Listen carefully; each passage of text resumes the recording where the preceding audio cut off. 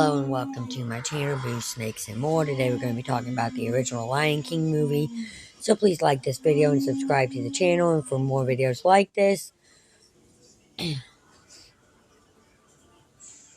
watch my other house channel, A&A Snakes and Stuff. My youngest son's channel, Henny's Toys and Games, or my older son's channel, Little Chris 10.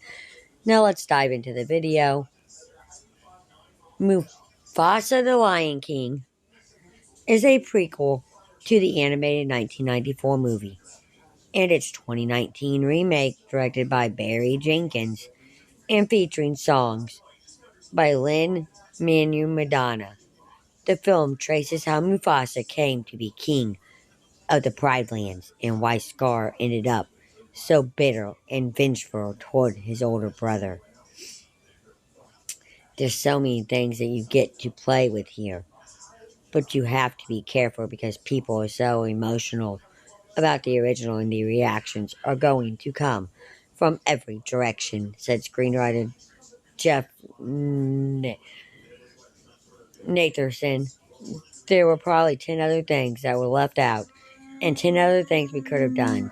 But the original movie really mattered to all of us, and we tried to honor it as best we could.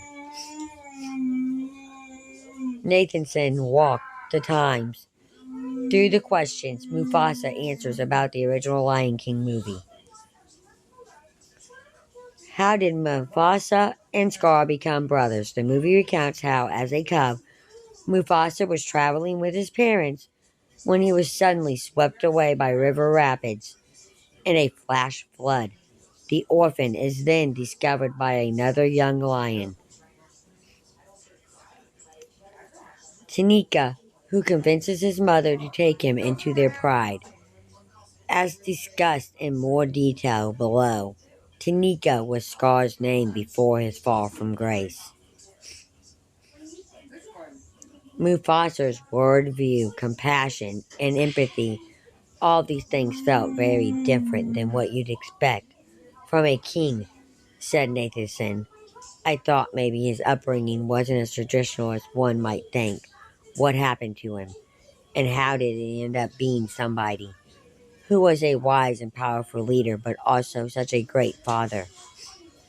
But Tanika's father, a king who prioritizes royal lineage isn't pleased, referring to Mufasa as a stray and forcing him to be raised by the lionesses.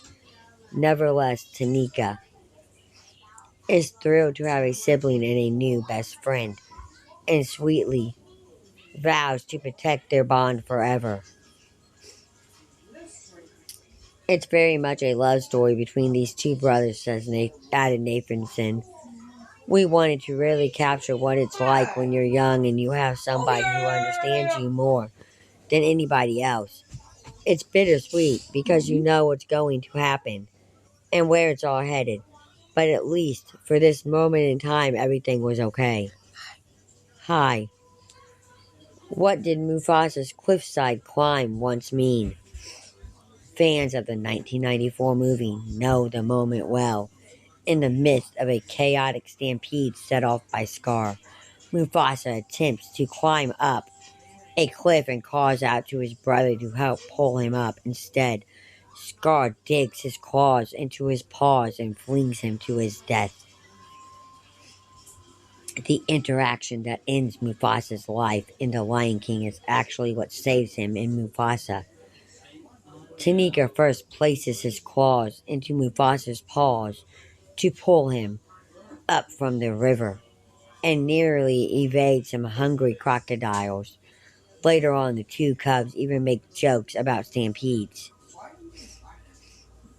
It's a signature and very traumatic memory of the original, and we wanted to lean in and say, this didn't always have the same connection, said Nathanson.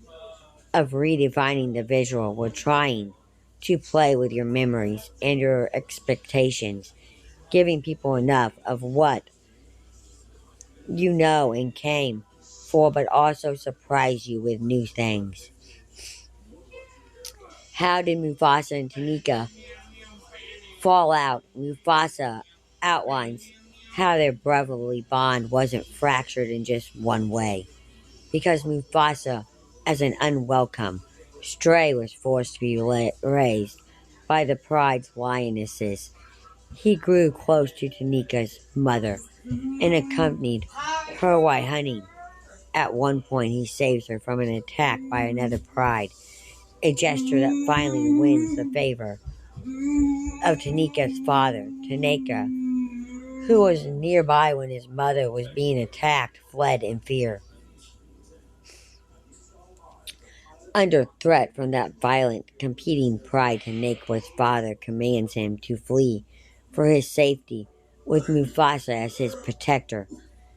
They meet a wandering lioness, Sarabi, and though both boys fall in love with her, she eventually favors Mufasa, Taniqua having been passed over from Mufasa by his mother, father, and crush, feels too deeply betrayed by the brother he took in all those years ago, the one who now has all of what he believes should be his. It was important to Barry that it was something that wasn't abrupt, but evolved and layered, said Nathanson. Barry is very intuitive with his visuals, and there are great shots of Taniqua just watching Mufasa with his mother, and you can start to see the wheel spinning even then. We hoped it would build for the audience over the course of the movie.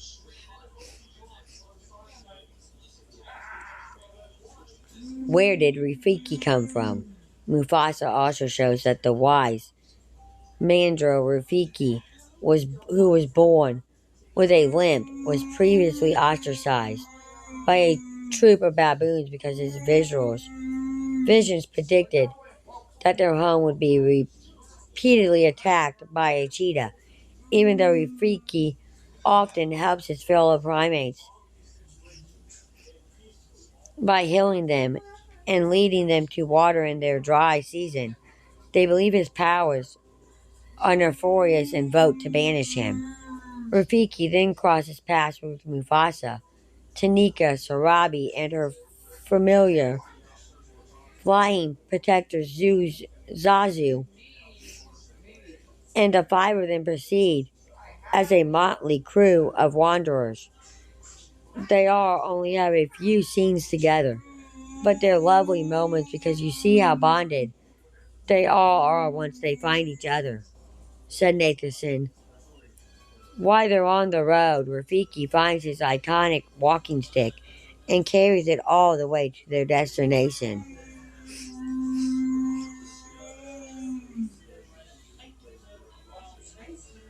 How did Taniqua get that scar? In a malicious move against Mufasa, Taniqua tips off their group's location to the leader of the violent pride, who wrongfully believes that Mufasa killed his son.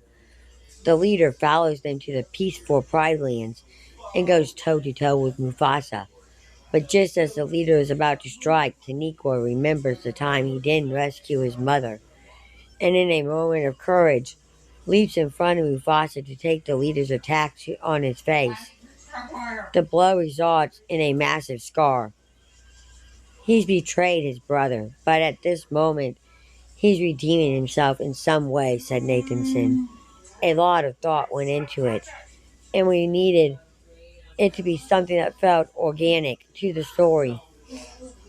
There were other versions we played around with, but when we got to this one, we all agreed that it felt right. How did Mufasa become king of the Pride Lands? When the violent pride is defeated, the resident animals of the Pride Lands are thankful to Mufasa for uniting them against the intruders and call for him to serve as their king. Mufasa initially turns down their offer, but as he's not of royal blood. But Rafiki explains, it is not what you were, it is what you have become. As for Taniqua, who led the enemy to their refuge, Zazu calls for his banishment, but Mufasa vows always to give him a place in the kingdom. even if he can never say his name again. Then call me Scar, so I will never forget what I have done, Taniqua tells him. If you were to watch the films back to back, it allows you to understand why Scar is sitting in that cage with such a psychotic anger, said Nathanson. He truly is of royal blood and he's still clinging to that notion after all these years. And certainly, we as filmmakers are saying the blood is not enough, but the character is. How did Pride Rock come to be? In the midst of that climatic battle, an earthquake hits the Pride Lands, and a mountain shatters. What's left is what fans of the original movie know as Pride Rock, the landing where the Lion Kings of the 1994 film addressed their subjects. In the script, Pride Rock was already there when they arrived, said Nathanson. And all production designers said, what if during the earthquake it would just pop down like that?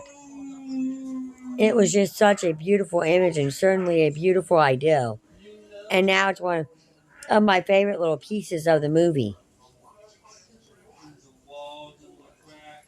Thank you for watching this video and peace out to the next one.